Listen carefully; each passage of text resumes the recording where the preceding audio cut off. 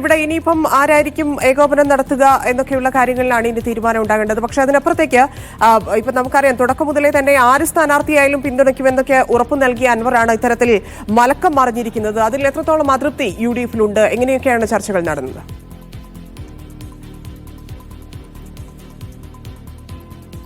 UDF-ന് അനുകൂലമായ ഒരു രാഷ്ട്രീയ സാഹചര്യം മുതലെടുക്കാൻ വലിയ തടസ്സമായി അൻവറിന്റെ ചില പ്രവർത്തികൾ മാറി എന്നൊരു വിലയിരുത്തലാണ് ഇപ്പോൾ കോൺഗ്രസ് നേതൃയോഗത്തിൽ ഉയർന്നത്. പ്രധാനമായിട്ടും അൻവർ അദ്ദേഹത്തിന്റെ വിലപേശൽ നടത്തുമ്പോൾ സാമാന്യ മര്യാദകൾ ലംഘിച്ചു. ഒപ്പം തന്നെ UDF നേതാക്കൾ ഇതിനകം നൽകിയ ഉറപ്പുകൾ മുഖവിലക്കെടുക്കുന്നതിൽ അദ്ദേഹം പരാജയപ്പെട്ടു.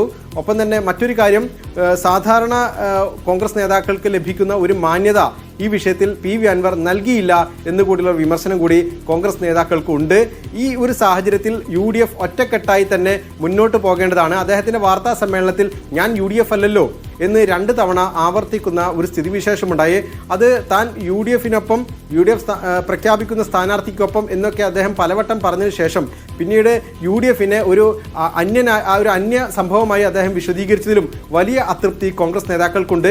ഇത്തരത്തിൽ അഭിപ്രായം പറയുന്ന ഒരാൾക്ക് വഴങ്ങിക്കൊടുത്താൽ അത് മുന്നണിയുടെ കെട്ടുറപ്പിനെ ബാധിക്കും. ഒപ്പം തന്നെ ജനങ്ങൾക്ക് ഈ സംവിധാനത്തിലുള്ള വിശ്വാസത്തെ ബാധിക്കും. അതുകൊണ്ട് തന്നെയാണ് ഒരു ബോൾഡായ തീരുമാനമെടുക്കണം എന്നൊരു അഭിപ്രായം വന്നത്. അതുകൊണ്ട് കൂടിയാണ് ഇപ്പോൾ ആര്യാടൻ ഷൗക്കത്ത് എന്നുള്ള ഒറ്റ പേരിൽ കൂടുതൽ ചർച്ച പോലും നടത്താതെ അവർ ഹൈക്കമാൻഡിലേക്ക് കൈമാറിയത്. നിലവിൽ ഏതെങ്കിലും തരത്തിലുള്ള ഒരു പ്രതിബന്ധം PV അൻവർ സൃഷ്ടിക്കുമെന്ന് അവർ കരുതുന്നില്ല. കാരണം പിണറായി വിജയനെയും അദ്ദേഹത്തിന്റെ രാഷ്ട്രീയത്തെയും തോൽപ്പിക്കുക എന്നുള്ളതാണ് തന്റെ ഏറ്റവും വലിയ ലക്ഷ്യമെന്ന് പ്രഖ്യാപിച്ച PV അൻവർ മറിച്ച് ഏത് നിലപാടെടുത്താലും അദ്ദേഹത്തിൻ്റെത് അവസരവാദമായി മാത്രമേ പൊതുസമൂഹം കാണൂ എന്നൊരു വിലയിരുത്തലാണ് കോൺഗ്രസിനുള്ളത്. അതുകൊണ്ട് UDF-നൊപ്പം നിൽക്കാതെ അദ്ദേഹം നടത്തുന്ന ഏത് നീക്കവും ജനങ്ങളുടെ പിന്തുണ ലഭിക്കുന്നതായിരിക്കില്ല എന്ന് കൂടി UDF കണക്കാക്കുന്നു.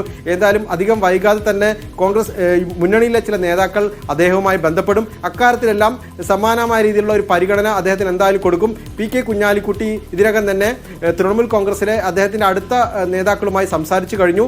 ഒരുപക്ഷെ PK കുഞ്ഞാലിക്കുട്ടി അടക്കമുള്ള നേതാക്കൾ ഇടപെട്ട് PV അൻവറിനെ അനുനയിപ്പിക്കാനുള്ള ശ്രമങ്ങൾ തന്നെയാണ് ഇന്ന് രാത്രി നടക്കാൻ പോകുന്നത്.